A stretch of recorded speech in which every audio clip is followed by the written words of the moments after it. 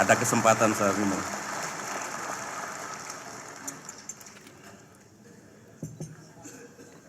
Komisi Pemilihan Umum telah menetapkan pasangan Joko Widodo Yusuf Kala sebagai calon presiden dan wakil presiden dengan suara terbanyak. Saat ini kita masih menunggu proses akhir dari gugatan yang diajukan oleh pasangan Prabowo Hatta kepada Mahkamah Konstitusi. Yang penting saudara-saudara, marilah kita semua bekerja sama untuk terus mengawal proses ini agar berlangsung secara konstitusional dan damai, serta selalu mengedepankan kepentingan dan masa depan rakyat Indonesia. Sama seperti sebelumnya, proses pemilu 2014 ini harus benar-benar menyuarakan nurani rakyat dan bukan semata pertarungan elit politik. Saya yakin inilah yang paling diharapkan oleh rakyat kita pada saat ini.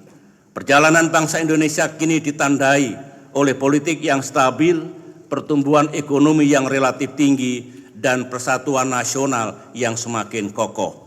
Marilah kita terus jaga modal besar ini agar dapat terus dinikmati oleh generasi penerus. Dalam kehidupan bernegara, satu hal yang perlu terus kita pelihara adalah kualitas demokrasi.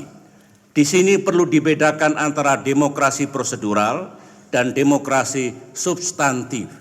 Sekalipun berbeda, namun keduanya sama pentingnya. Memang demokrasi prosedural dalam arti pembentukan partai politik, pelaksanaan pemilu dan pembentukan pemerintah dan parlemen tidak otomatis menjamin demokrasi yang berkualitas. Sementara itu, demokrasi yang berkualitas mempunyai banyak dimensi positif. Misalnya, tampilnya wakil-wakil rakyat yang bersih dan memiliki solusi terhadap masalah bangsa. Pemilihan umum yang menampilkan perdebatan yang bermutu dan persaingan yang sehat. Peran pers yang independen, kritis, dan berintegritas. Surutnya praktek money politics dalam pelaksanaan pemilu. Kecerdasan dan kematangan rakyat dalam memilih wakil-wakil mereka. Tumbuhnya demokrasi di atas kearifan lokal yang sudah ratusan tahun mewarnai pertumbuhan rakyat kita, dan terselesaikannya segala perselisihan dalam pemilu secara damai dan konstitusional. Inilah demokrasi yang tengah kita bangun dan matangkan. Indikasi terkuat dari demokrasi yang berkualitas adalah semakin tumbuhnya kepercayaan dan optimisme masyarakat terhadap sistem demokrasi dan terhadap para pemimpinnya. Semuanya ini jika bisa kita capai, akan menjadikan demokrasi Indonesia lebih dari sekedar proses penghitungan suara atau transaksi politik, melainkan suatu kekuatan sejarah real yang akan membuat bangsa Indonesia menjadi kuat, jaya, dan makmur. Saudara-saudara, demokrasi yang kita bangun akan sia-sia tanpa adanya keadilan yang benar-benar dirasakan masyarakat.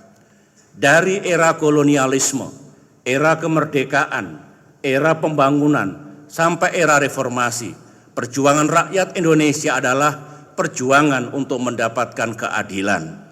Hal ini secara abadi telah tercantum dalam sila kelima dasar negara kita, Pancasila. Kita harus yakin dan percaya bahwa negara hadir